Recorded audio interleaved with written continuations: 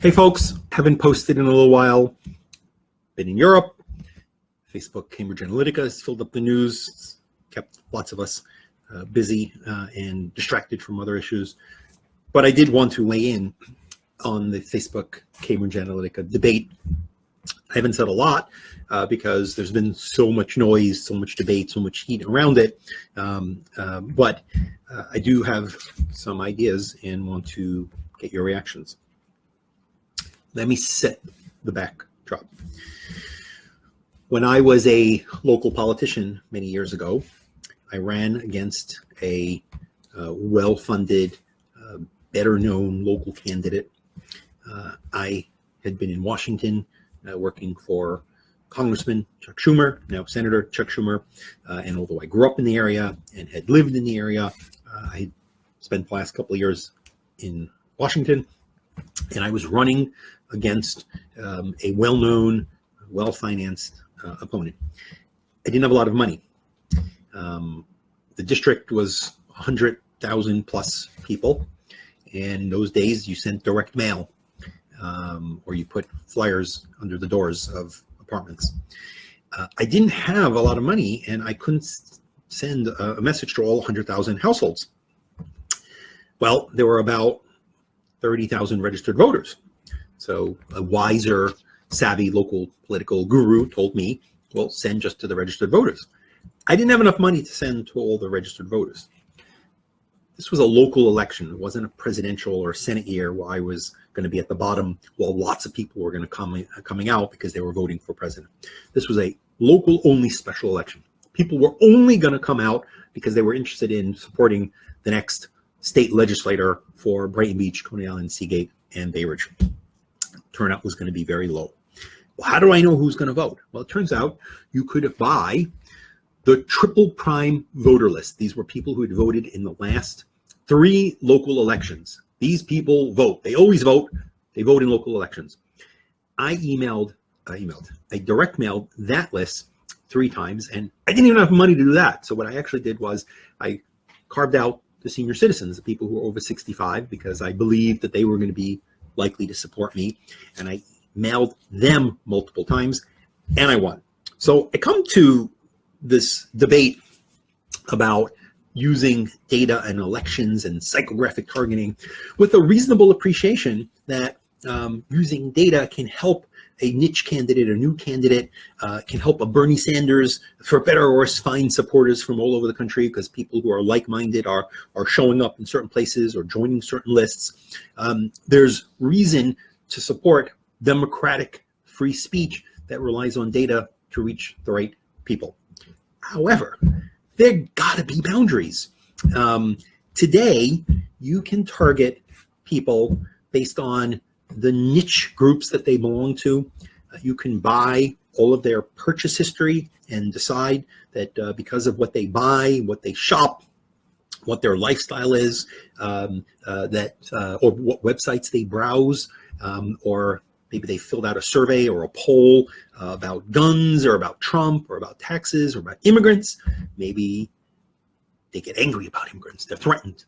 Well, that's a useful list. If you can motivate that list, if you are somebody who is looking to get angry, divided people to oppose your opponent who has been supportive of immigration or has fought against maybe Trump's efforts to build walls or the like. So you've got these angry, motivated people. I'll post in the comments a election firm that proudly points out that it finds just niche. It never emails or advertisers to for its candidates to a large segment of the voting population. It finds a small niche and a different niche and a different niche, and it gets these people angry and it brings them out. That is dangerous, right? That's dangerous to democracy. The idea that you're using this intimate data. When I was the chief privacy officer at AOL, my team, we helped set the boundaries for how you could target. Back then, we were among the only ones that actually had authenticated names of users, right? Everyone else had cookies and web browsing. We had people who paid, who had credit cards. We had their addresses, but we thought it was too intrusive in those days to append the Democratic or Republican voter files. Now that's public information, but do people know that? People might have been upset. Why does AOL know that I'm Democratic? Why do they know I'm Republican? Today, anywhere, those boundaries don't exist anymore.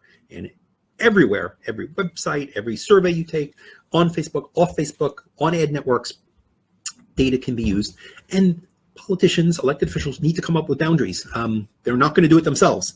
Now, why am I talking about this in the context of Facebook and Cambridge Analytica? If Angry Birds had an app and they had asked people to log in with Facebook or to fill out a survey, and it turns out they downloaded all your friends' information, and then years later they were using it to market to you, we'd be angry, we'd be upset, we'd say they broke the rules. Was Facebook doing enough to enforce the rules? Clearly they weren't. Clearly that's a problem that they fixed back then, but we're looking at it today and we're saying maybe you could have done more, you should have done more. But would we be as angry? Would there be a global meltdown?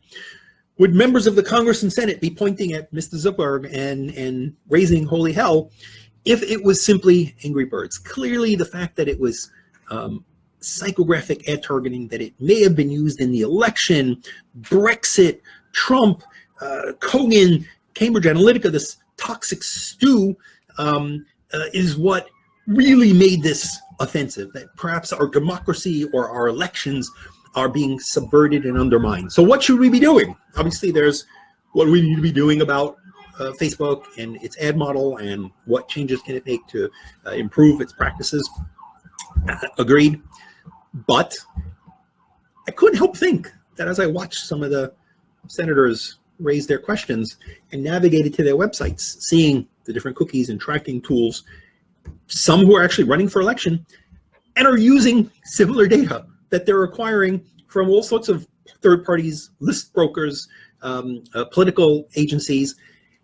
Where and how is anyone saying the use of data that has not been sourced appropriately is not appropriate for political folks to use because we're upset that it's been gathered without permission? So I've been raising this. I raised it. I saw Phil Weiser, former Obama administration guy, very savvy about tech policies, running for Attorney General of Colorado. I tweeted to Phil because I saw he was discussing the issue. And I said, will you agree to not use data that's been sourced without permission, where people wouldn't know where it was coming from in your campaign? And Phil said, yes, I agree, I'll take that up.